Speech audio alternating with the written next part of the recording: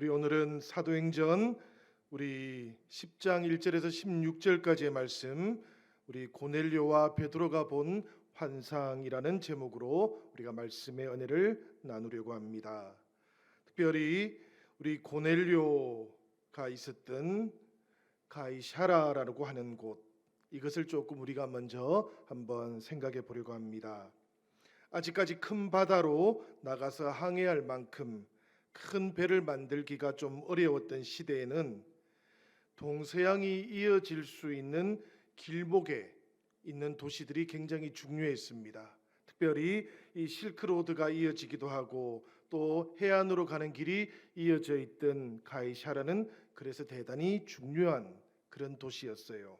특별히 헤롯 대제가 이곳에 이 항구 도시를 만들고 그곳으로 지나갈 수밖에 없던 상인들로부터 세금을 받아들이게 되었던 것도 이런 이유 때문입니다. 이 가이사라가 대단히 중요한 길목에 있었기 때문이지요. 헤롯 대왕은 이 가이사라라는 이 도시를 로마 황제에게 바치기도 했습니다. 사실 우리가 알고 있는 이 가이사라라는 것은 전부 다 황제의 도시라는 뜻입니다. 다른 한편으로 보면 이 가이사라라는 곳은 군사적으로도 대단히 중요한 도시였다 그래요. 왜 그런가 하면 당시의 로마는 이 중동 지역을 늘 평화롭게 유지를 해야 되었다고 합니다. 왜냐하면 로마는 그때만 해도 이집트에서 운송해 오는 곡물을 받아야만 했기 때문입니다. 이집트에서 생산되는 곡물에 완전히 의존하고 있었다 해도 과언이 아니었다 그래요. 그러니까 이 중동 지역의 평화가 잘 유지되어야만 이 곡물을 안전하게 받을 수 있었던 것이지요. 그러니까 이 중동으로 가는 입구에 위치하고 있는 가이사라가 이 로마의 입장에서는 이 군사적으로도 대단히 중요했던 것입니다. 그러니까 전략적으로 대단히 중요한 지대에 있었던 핵심적인 항구 도시가 바로 이 가이사라라는 곳이었어요. 그러니까 이 가이사라에 배치되는 로마 백부장도 당연히 황제로부터 신뢰를 받는 군인이었어야 했습니다. 로마 제국에 무능한 군인들이 많이 있었다 그럽니다. 이 무능한 군인들이 배치되는 후방 지역들이 많이 있었지만 그러나 이 가이사라는 그런 곳이 아니었다라는 것이지요. 대단히 중요한 곳이었습니다. 또 다른 한편으로 여러분, 로마에서 온 총독은 주로 이 따뜻한 해안 지대였던 가이사라에 머물곤 했답니다. 이곳이 전략적인 요충지라서 그렇기도 하지만 해발 1600m 고지대에 위치하고 있었던 예루살렘은 중동의 다른 지역들처럼 더울 때도 많아요. 그래도 1년에 몇 개월은 꽤 매섭게 추운 도시이기도 했습니다. 지중해 따뜻한 해안을 좋아하는 이탈리아 사람들, 사실 이탈리아 사람들은 지금도 따뜻한 해안을 좋아합니다. 그 당시에 이런 이탈리아 사람들이 누구라도 이 팔레스틴으로 오면 예루살렘이 아니라 이 따뜻한 해안 지방이었던 가이사라에 자신의 총독 관절을 두고 싶어 했을 것이라는 것은 충분히 우리가 이해하고도 남음이 있습니다. 이 총독들은 축제가 있거나 혹은 특별한 행사가 있을 때만 예루살렘에 올라갔다가 다시 가이사라로 돌아오곤 했다 그래요. 그러니까 아마도 이 로마 총독의 친위 되었을 이 고넬료는 가이사라에 머물 수밖에 없었던 것으로 보입니다. 아마 그 당시 이스라엘의 정치 1번지도 어쩌면 예루살렘이 아니고 이 가이사라였을지도 몰라요. 왜냐하면 이 팔레스틴에서 가장 힘이 센 사람은 당연히 로마 총독이었기 때문에 그렇습니다. 이 로마 총독에게 줄을 대거나 또 근세를 얻고 싶은 사람들이 가이사라에 와서 머물곤 했던 것이지요. 역사의 기록을 보면 로마 군대에 능력이 있고 또 수완이 있는 장교들, 이런 사람들은 좀 포악했다 그럽니다. 그리고 잔인했다 그래요. 식민지 나라에 주둔하고 있는 로마 군대의 장교들은 하늘을 찌르는 권세를 가지고 있기도 했다 그럽니다. 그러니 이 가이사라에 주둔하고 있었을 고넬료도 충분히 그럴 수 있는 인물이었다라는 이야기지요. 그런데 오늘 우리가 읽었던 말씀 속에 나오는 고넬료는 전혀 다른 모습이기도 합니다. 오늘 본문 말씀을 보면 고넬료는 첫 번째로는 경건한 사람이라고 그렇게 소개되고 있지요. 여기서 경건한 사람이라는 표현은 이런 의미를 가지고 있는 겁니다. 당시의 이방인들 중에서 이스라엘 하나님을 섬기는 사람들, 이 사람들을 경건한 사람들이라고 불렀어요. 그들은 할례를 받고 유대교로 개종한 것은 아니지만 그러나 이스라엘 하나님을 향해서 열정을 가지고 있었고 관심을 보이기도 했고요. 그리고 유다의 회당에 가서 출석하곤 했던 사람들을 가리킵니다. 게다가 말씀을 보니까 고넬료는 하나님을 경외할 뿐만 아니라 또 백성들을 많이 구제하는 사람이었다 그러지요. 이것은 유대인들이 반드시 해야 되는 경건 가운데 하나가 구제였기 때문에 그런 겁니다. 그러니까 이 고넬료는 할례를 받지는 않았다 할지라도 이 경건한 유대인들이 했던 모든 일들을 함께 하려고 했던 것이지요. 게다가 또 말씀을 보니까 고넬료는 기도하는 사람이었습니다. 그지요? 오늘 성경의 말씀을 보니까 고넬료가 제9시쯤 되었을 때 기도했다지 않습니까? 우리가 알고 있는 것처럼 유대인들은 하루에 3번 기도했습니다. 아침 9시 그리고 정오에 그리고 오후 3시에 했습니다. 그러니까 이것을 유대식으로 표현한다면 이렇게 표현하는 것이죠. 제3시에 기도했고 6시에 기도했고 9시에 기도했던 것입니다. 그러니까 이 고넬료는 유대인들의 기도하던 습관을 자신의 습관으로 받아들이고 기도했던 사람이기도 했다라는 그런 이야기예요. 그러니까 로마 장교이기는 했지만 이 고넬료는 이스라엘 하나님을 향한 믿음이 있었고 또 그 믿음에 따라서 삶이 부합되는 일치가 되는 대단히 훌륭한 사람이었다라고 우리는 생각할 수 있겠습니다. 그런데 여러분, 우리가 본격적으로 아직 다루지는 않겠습니다만은 여기서 한 가지 짚고 넘어가야 되는 내용이 있어요. 그게 뭔고 하면 누가복음과 사도행전을 기록했던 누가라는 이 제자가 염두에 두고 있었던 독자가 누구였는가 하는 겁니다. 여러분들, 이 편지의 독자가 누구지요? 여러분들 아시지요? 지금 우리가 사도행전을 23번째 하다 보니까 이 사도행전 1장 1절에 나오는 이 편지를 받게 되는 사람을 우리가 잠깐 잊어버렸을 수도 있지만 그러나 제가 말씀드리면 금방 기억이 납니다. 데오빌로였지요. 그죠? 우리가 사도행전 1장 1절에 보면 데오빌로여 내가 먼저 쓴 글에는 이렇게 시작되고 있습니다. 이 말씀을 보면 이미 누가는 첫 번째 편지를 데오빌로에게 보냈던 것이고 그리고 두 번째 편지를 보내고 있는 것입니다.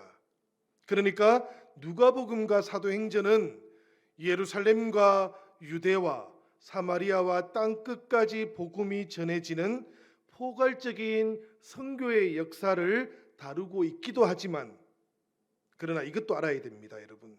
동시에 로마로부터 온 총독이었을 데오빌로를 포함해서 이미 복음이 전해졌거나 전해지기 시작하는 로마인들에게 유대인들을 위해서 오셨던 메시아일 뿐만 아니라 온 세계의 메시아이시기도 한 예수님에 대해서 소개하려는 것입니다. 이것이 누가복음의 내용인 것이지요. 그 다음에 예루살렘에서 시작된 이 메시아에 대한 기쁜 소식이 어떻게 로마에까지 전해지게 되었는지를 설명해 주는 겁니다. 그것이 사도행전의 내용인 거예요. 그러니까 여러분, 이 편지에서 아주 중요하게 관심을 가지고 있는 게 뭔가 하면 어떻게 해서 로마 사람들에게 이 기쁜 소식이 전해지게 되었는가 하는 것을 데오빌로에게 설명해 주려고 하는 겁니다. 이 관심이 있다라는 거예요, 이 책은. 이런 맥락에서 오늘 우리가 읽었던 본문의 말씀 속에 나오는 로마 군대 장교였던 고넬료와 그의 모든 가족들에게 복음이 이렇게 전해지게 되었습니다라고 설명하는 것은 복음이 이방인들에게 이렇게 전해지게 되었습니다라는 설명을 넘어서 복음이 바로 이런 방식으로 로마 사람들에게 전해지게 된 겁니다. 그리고 이 고넬료와 그 모든 가족들에게 복음이 이렇게 전해진 것은 마침내 로마의 복음이 전해지게 된 그 출발점이라고 할 수가 있겠습니다. 이렇게 우리에게 알려주는 거예요. 우리가 사도행전 9장, 10장 그리고 11장을 보면 아주 길게 이 고넬료와 그의 모든 가족들에게 일어났던 성령의 임재와 방언으로 말하는 것과 그리고 세례를 받게 되는 이야기들이 기록이 되어 있는 걸 봅니다. 이렇게 고넬료와 그의 집안 사람들이 복음을 받아들이고 세례를 받게 되는 일을 이 사도행전이 이렇게 길게 우리에게 소개하는 것, 이것은 이런 이유가 있었기 때문이에요. 로마 사람들에게 복음이 전해지게 되었다라는 것을 알려주려고 하는 겁니다. 사실 이방인에게 복음이 전해지려는 것을 알려주려면 이렇게 길게 이야기할 필요가 없었지요. 왜 그렇습니까, 여러분? 이미 이방인에게는 복음이 전해졌거든요. 그것이 누군가 하면은 예루살렘에 박해가 찾아왔을 때 집사 빌립이 사마리아로 가던 중에 에티오피아 내시에게 이미 복음을 전해 주었고 세례를 주었지 않습니까? 이미 이방인에게 복음이 전해지는 시작이 이 사도행전에는 이미 나오고 있는 것이지요. 그런데도 불구하고 지금 고넬료가 복음을 받아들이고 그의 온 집안이 세례를 받고 또 저 오순절 마가다락방에서 있었던 그 성령을 받는 이 사건이 똑같이 로마 사람들에게도 일어났다라고 이렇게 강조해서 알려주는 이유를 우리가 좀 이해를 해야 되겠다 싶습니다. 이것이 이 사도행전 9장, 10장, 11장의 배경이라는 것도 여러분들은 알고 계시면 좋겠어요. 이런 배경을 이해하셨다면 이제 우리가 본문의 내용으로 조금 더 들어가 보도록 하겠습니다. 로마 백부장 고넬료가 어느 날 오후 3시쯤에 기도를 했다고 합니다. 오후 3시는 여러분 어떤 시간인고 하면 제가 조금 전에 말씀드린 것처럼 이 유대인들이 늘 하루에 3번 기도하던 그 시간이기도 하지만 더 중요한 의미가 있어요. 그게 뭔가 하면 오후 3시에는 예루살렘 성전에서 희생 제사가 드려졌던 시간이었습니다. 그때 이스라엘 백성들, 유대인들이 희생 제사가 하나님께 드려지는 그 순간에 함께 기도했던 것이지요. 고넬료도 그 시간을 구별해서 하나님께 기도를 드렸던 겁니다. 우리가 시간을 구별해서 하나님께 나아간다라는 것은 이런 의미가 있는 것이지요. 내 삶을 구분해서 하나님의 시간으로 인정하는 겁니다. 내 삶을 구별해서 하나님께 드립니다라는 이런 의미가 있는 것이지요. 고넬료가 자기의 시간을 구별해서 하나님께 기도했다는 말은 바로 이런 의미를 가지고 있습니다. 그렇게 기도하던 중에 하나님의 사자가 환상을 통해서 고넬료를 찾아왔어요. 하나님의 사자는 말하기를 너의 기도와 구제가 하나님 앞에 상달되어서 하나님께서 기억하신다, 이렇게 메시지를 전해 주었습니다. 여기서 보면 기도와 구제가 상달되어서 기억하신다라는 이 말씀의 의미는 이런 겁니다. 하나님께서 희생 제사의 연기를 기쁘게 받으신다라는 그런 의미로 사용될 때의 표현인 거예요. 고넬료가 늘 평소에 하나님께 기도하고 또 구제했던 이것이 마치 향기가 되어서, 냄새가 되어서 하나님께 올려졌고 그것을 하나님께서 기쁘시게 받으셨다라는 그런 의미인 것이지요. 이 말씀은 사실 조금 더 나아가면 이런 의미도 있습니다. 기도와 구제에 힘쓰던 고넬료를 하나님께서 기뻐 받으신다라는 그런 의미이기도 합니다. 제사를 기뻐 받으시는 하나님께서 제사 드리는 사람을 기쁘게 받지 않을 리가 있겠습니까, 여러분? 우리가 이것을 잘 이해하면 좋겠습니다. 우리의 예배를 하나님께서 기뻐 받으신다면 예배 드리는 우리를 하나님께서는 기뻐 받으시는 그런 이야기입니다. 우리가 예배 드리기 어려운 상황 속에서도 더욱더 간절하게 예배하는 참된 예배자가 된다면, 아무도 예배하지 않는 때에 하나님의 이름을 부르고 시간을 구별하고 삶을 구별해서 하나님께 예배자로 선다면 그 예배를 하나님께서 받으시는 것뿐만 아니라 바로 예배 드리는 우리를 하나님께서 기뻐 받으신다라는 그런 이야기입니다. 사랑하는 여러분, 오늘 이 시간에 여러분들께서는 예배 드리기 어려운 시간을 맞이하고 있습니다. 우리들 모두가 그런 상황을 맞이하고 있는 것이지요. 이 시간 영상을 통해서 예배를 드리시거나 또 이곳에 모여서 예배 드리는 우리들 모두가 다 사실은 조금은 평소에 다른 상황들보다는 예배를 더 드리기 어려운 그런 상황을 맞이한 것입니다. 그러나 이 시간을 기억하고 이 시간을 구별해서 하나님께 온전한 예배를 드리기 원하시는 여러분들을 우리 하나님께서는 기뻐 받으실 줄 믿습니다. 고넬료를 기뻐하시고 이 고넬료를 통해서 하나님께서 영광을 받으셨던 것처럼 우리 하나님께서는 이 시간 예배하고 있을 사랑하는 영신성도 모두를 기뻐하시며 받으신다는 그런 이야기입니다. 하나님의 사자가 이렇게 하나님의 뜻을 전했어요. 그러면서 고넬료에게 뭐라고 말했는가 하면 욥바에 있는 베드로를 데리고 오라, 그렇게 명령을 했습니다. 오늘 우리가 봉독했던 말씀 속에는 자세하게 나오지 않습니다만은 사실 우리가 한 장 정도 뒤로 가면 사도행전 11장 13절과 14절 말씀에 이 내용이 나오고 있어요. 이때 하나님의 사자가 고넬료에게 무엇을 명했는지 우리가 한번 읽어보도록 하겠습니다. 우리 사도행전 11장 13절 14절 말씀입니다. 시작. 그가 우리에게 말하기를 천사가 내 집에 서서 말하되 네가 사람을 욥바에 보내어 베드로라 하는 시몬을 청하라.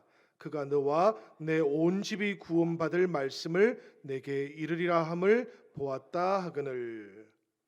사실 이 말씀은 베드로가 즉 예루살렘에 있는 이제 야고보와 또 교회 지도자들에게 왜 이방인의 집에 네가 들어갔는가라고 그렇게 이제 힐난을 듣게 되었을 때 사실은 설명하는 내용이었어요. 그 내용 속에 고넬료가 베드로를 만났을 때 하나님의 천사가 뭐라고 했는지를 이렇게 이야기했다라는 내용이 나오는 것이지요. 이 내용을 보면 하나님께서는 고넬료의 기도와 구제를 보시고 이렇게 명하신 겁니다. 너와 내 온 집이 구원받을 말씀 곧 은혜와 구원의 복음으로 고넬료와 온 가족을 불러주셨다라는 이런 내용이 들어있었다라는 거예요. 사실 이것을 보면 이 고넬료라는 한 집안을 부른 것 같습니다만은 그러나 이것은 마치 하나님께서 아브라함을 불러서 온 세상 모든 백성들을 구원하시고자 했던 것처럼 이 말씀의 맥락은 이런 거예요. 고넬료와 그의 집안을 부르시면서 하나님께서는 로마를 위해 이 고넬료와 고넬료의 집안을 택한 그릇으로 불러주셨다라는 이런 의미를 담고 있는 겁니다. 이때 베드로는 어디에 있었는가 하면 요빠라는 곳에 있었지요. 요빠는 가이사라 해변에서 대략 48km 정도 떨어져 있는 도시였습니다. 이 요빠에 머물고 있을 때에 고넬료의 하인 두 사람과 또 부하 하나가 요빠에 도착을 했어요. 그런데 여러분, 이 고넬료가 보낸 하인들, 또 성경은 특별히 이 부하에 대해서도 우리에게 알려줍니다. 뭔가 하면 이 부하가 바로 하나님 앞에서 경건한 이 부하였다라는 것을 우리에게 알려줘요. 사실 하인들은 이것을 표현하지 않아도 됩니다. 왜냐하면 그 당시 로마의 하인들은 주인의 신앙을 무조건 따라가게 되어 있었기 때문에 그래요. 그러니까 이 하인들은 고넬료처럼 이스라엘의 하나님을 경배하는 하인들이었어요. 그런데 이 함께 주둔지에 온 로마 병사는 그렇지 않은 것이지요. 그래서 성경은 이 보낸 부하도 하나님을 경외하는 사람으로 보내었다 그럽니다. 그들에게 고넬료가 하나님의 사자가 나타나서 어떤 이야기를 했는지, 어떤 말씀을 했는지를 다 설명을 해주고는 요빠에 있는 베드로라고 하는 시몬을 찾아가거라, 그렇게 이야기를 했다는 것이지요. 그들이 도착했을 바로 그 무렵에 베드로가 정오 기도, 그러니까 이때가 몇 시쯤 됐겠습니까 여러분? 이게 유대식으로는 몇 시지요? 제6시. 우리가 유대식 시간을 조금 기억하기 좋은 방법으로 제가 예전에 한번 에베소서 할 때 제가 말씀드린 것 같은데, 플러스 6을 기억해라. 그죠? 6을 더하면 된다. 해 뜨는 시간이 6시라고 생각해서 그런 겁니다. 그러니까 제6시라는 것은 그게 6시간을 더 더해서 정오가 되는 것이지요. 이 베드로가 정오에 기도를 하기 위해서 지붕에 올라갔어요. 습관을 따라서 베드로는 정오에 기도를 했던 겁니다. 사람들이 점심시간이 다 되었으니까 음식을 준비하는 동안 이 베드로는 지붕에 올라가서 기도하다가 황홀경에 빠졌다고 성경은 우리에게 전하고 있는데요. 제가 이 말씀을 보다가 그런 생각이 들었습니다. 우리가 특별한 기도가 참 필요할 때가 있지요. 그런데 고넬료와 베드로를 보면 하나님의 특별한 응답, 하나님의 특별한 가르침, 지시하심을 언제 들었는가 하면 특별한 기도를 할 때가 아니고 습관을 따라서 기도할 때였다라는 것도 발견하게 됩니다. 그러니까 우리가 살아가면서 때때로 하나님께 특별한 기도를 드려야 될 때가 있지만 사실 중요한 것은 일상의 기도이기도 하다라는 것, 이것을 우리가 꼭 기억하면 좋겠습니다. 여러분, 습관적인 기도가 우리는 종종 안 좋아 이렇게 생각하는 경향이 있습니다만은 성경을 보면 좀 그렇지 않은 것 같아요. 습관을 따라서 드리는 기도가 참 좋은 기도다라는 것을 이 고넬료와 베드로를 보면 새삼 깨닫게 됩니다. 기도가 습관이 될 만큼 우리가 자주 해야 된다는 그런 의미겠죠, 여러분. 이 고넬료와 또 베드로는 바로 그런 기도를 하나님께 드리는 동안에 하나님께서 그 기도가 차고 충만해지니까 하나님께서 고넬료에게 그리고 베드로에게 찾아오셨던 것이지요. 그 황홀경 속에서 베드로는 하늘이 열리고 큰 보자기 같은 그릇이 땅으로 내려오는 장면을 목격하게 되었습니다. 그 보자기 같은 그릇에 무엇이 들어있었습니까, 여러분? 온갖 네발 짐승과 땅에 기어다니는 것들과 공중의 새들이 고루 들어있었다 그래요. 거기에는 어쩌면 베드로가 먹고 싶은 짐승들 또 들어있었을지 모릅니다만은, 그러나 경건한 유대인이라고 하면 분명히 먹고 싶지 않았을 짐승들이 들어있었던 것 같습니다. 유대인들 보통 돼지고기를 안 먹잖아, 그죠? 그런데 사실 유대인들이 먹을 수 없는 육류가 훨씬 다양했습니다, 여러분. 우리가 레위기 11장 3절에서 8절의 말씀을 보면 이 유대인들이 먹지 못하는 육류에 대한 목록들이 나오고 있어요. 그게는 우선 딱 분명하게 보이는 것은 낙타는 먹으면 안 된다 그럽니다. 그 다음에 너구리과에 속하는 사반이라고 하는 그 짐승도 먹으면 안 된대요. 그리고 토끼도 먹지 못하게 했습니다. 이 레위기 11장에 보면 하나님께서 이 이스라엘 백성들에게 먹을 수 있다라고 말씀하셨던 육류의 종류가 나옵니다. 그게 어떤 것인가 하면 새김질을 하면서 발굽이 갈라져 있는 짐승입니다. 새김질을 한다라는 것은 요즘으로 치면 반추동물을 의미하는 것이거든요. 위에서 이 좀 유산균을 잘 뿜어내 가지고 이걸 잘 분해시키는 동물들을 말하는 거예요. 그런데 사실 성경은 꼭 그런 반축과에 속하는 그 짐승들을 잘 알고 있었기 때문에 이렇게 얘기했던 것은 아니랍니다. 다만 레위기에는 조금 중복되는 듯한 그런 이제 육류 짐승들의 구분이 나오고 있는데 이게 뭔가 하면은 바로 새김질을 하는 거예요. 새김질을 하고 발굽이 갈라지는 짐승은 먹을 수 있다라고 했는데 조금 전에 봤던 낙타와 사반 그리고 토끼는 새김질을 하는 짐승들이기는 해요. 그런데 어떻습니까? 발굽이 갈라져 있지 않았다라는 것이지요. 반면에 돼지는 어떻습니까, 여러분? 이 돼지는 우리가 알고 있지 않습니까? 족발을 알잖아요. 발굽이 나눠져 있잖아요, 여러분. 그러면 이 돼지는 무엇을 못하는 겁니까? 새김질을 못한다라는 것이지요. 그래서 하나님께서 먹지 말라라고 이렇게 말씀하셨다는데 이 레위기 11장에는 이어지는 말씀들 속에서도 보면 이 날짐승들도 먹는 것 먹지 못하는 것 구분이 다 나오고 있고요. 또 땅으로 기어다니는 것도 다 목록들이 나오고 있기는 합니다. 그런데 여러분 사실 중요한 것은 이 목록을 우리가 다 기억하는 것 이게 아니고요. 이 음식에 따르는 규정으로 유대인들은 자신들을 비유대인들하고 구분을 했다라는 겁니다. 이 유대인들이 자신들을 하나님의 백성이라고 생각하기 때문에 구별되어 있어야 된다고 생각했던 것이죠. 그래서 이 음식에 따르는 규정을 통해서 비유대인들하고 자신들을 구분하려고 했던 거고요.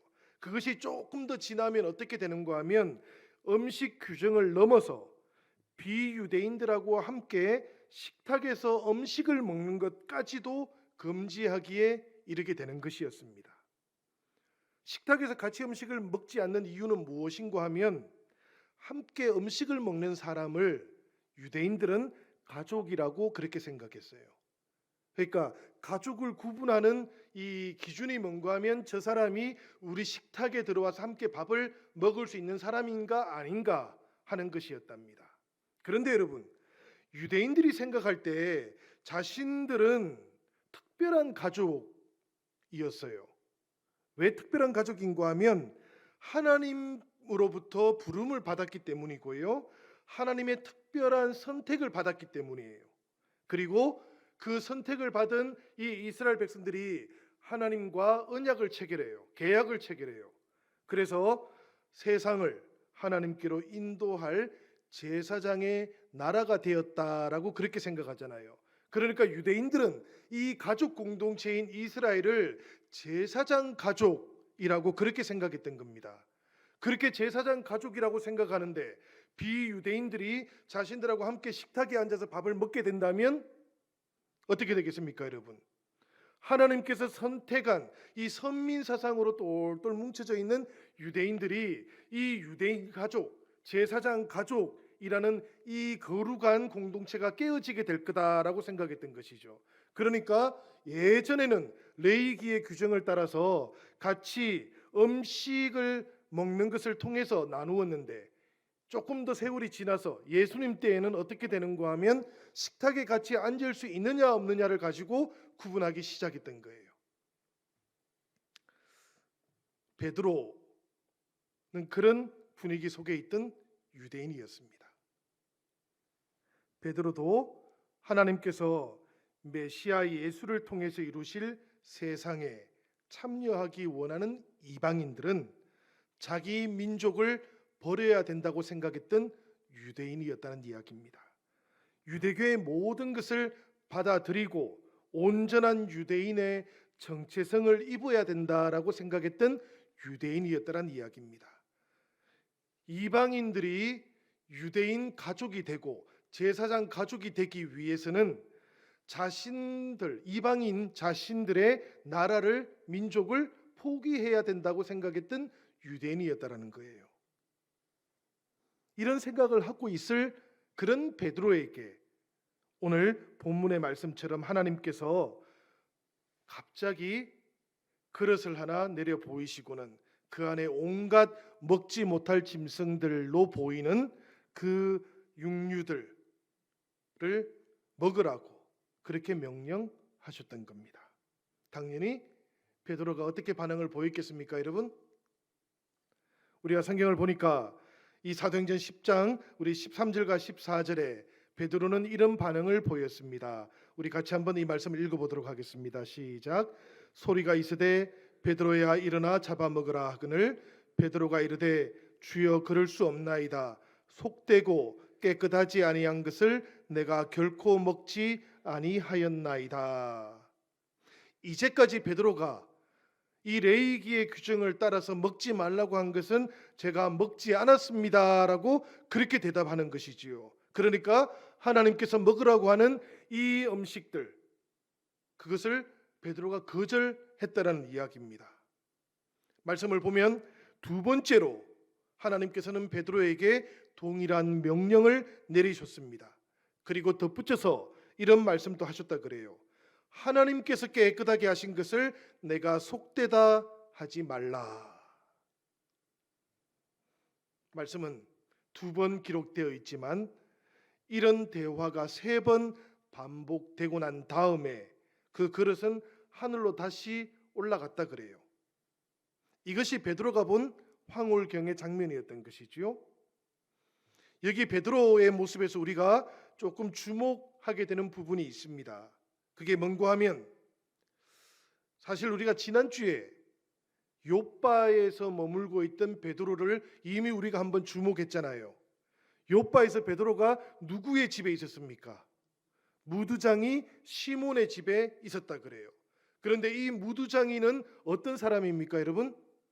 가죽을 다루는 사람이에요. 그런데 요즘처럼 가죽이 무슨 피혁 제품을 만드는 그런 곳이 아니고 직접 짐승을 잡아야 돼요. 그러니까 무두장이의 집에는 늘 죽은 짐승이 있었다는 이야기입니다. 유대인들의 정결법에 따르면 그곳에 머물면 안 되었다라는 것이지요. 이상하지 않습니까, 여러분? 욥바에서 무두장이의 집에서 이미 머물고 있었던 이 베드로가 왜 하나님께서 보여주고 있는 이 그릇에 담겨져 있는 그 음식들 혹은 그 짐승들을 보고는 이렇게 하나님을 향해서 거절할 만큼 강하게 반응을 보였을까? 저는 이렇게 생각이 됩니다. 베드로는 부분적으로는 유대의 율법적인 기준을 넘어서고 있는 사람으로 보입니다. 말하자면 예수 그리스도 그분이 보여주셨던 그 삶의 방식들, 복음의 능력들을 보면서 베드로는 이 정결법, 말하자면 이방인들과 가까이 하면 안 된다라든지 혹은 어떤 특정 규정들에 대해서는 이미 많이 개방되어 있는 것처럼 보여요. 그런데 그럼에도 불구하고 이 베드로는 동시에 넘어서지 못한 것도 있어 보이는 것이지요. 만일에 베드로가 마가복음 7장 19절에 나오는 것처럼 모든 음식물은 깨끗한 것이다. 우리의 입으로 들어가는 모든 것은 깨끗하다. 사실 더러운 것은 우리로부터 나오는 것이다 라고 말씀하셨던 그 예수님의 말씀을 잘 깨달았다면 어쩌면 베드로는 이 음식물과 관련된 유대의 율법 규정도 넘어갈 수 있었을 거예요. 그런데 베드로는 아직 거기까지 넘어가고 있지는 못했던 것이지요. 오늘 이 본문의 말씀을 보면서 그런 생각을 하게 됩니다. 하나님께서는 그런 베드로를 지금 준비시키고 계시다. 이 장면은 그런 거예요. 하나님께서 지금 로마를 위해서, 로마의 선교를 위해서 이미 땅 끝까지 복음이 전해지게 될 그 일을 시작하시는데, 그 일을 시작하기 위해서 아직 온전하게 다 준비되어 있지 않은 베드로를 준비시키고 계시는 장면이다, 그렇게 생각이 됩니다. 사실 하나님은 이 땅끝 선교를 위해서 대단히 신중하게 한 단계 한 단계씩 준비를 하는 것처럼 보입니다. 말씀을 보니까 그렇지요. 하나님께서는 고넬료를 선택하셨고 불러주셨습니다. 하나님께서는 베드로를 통해서 로마인 선교를 시작하셨습니다.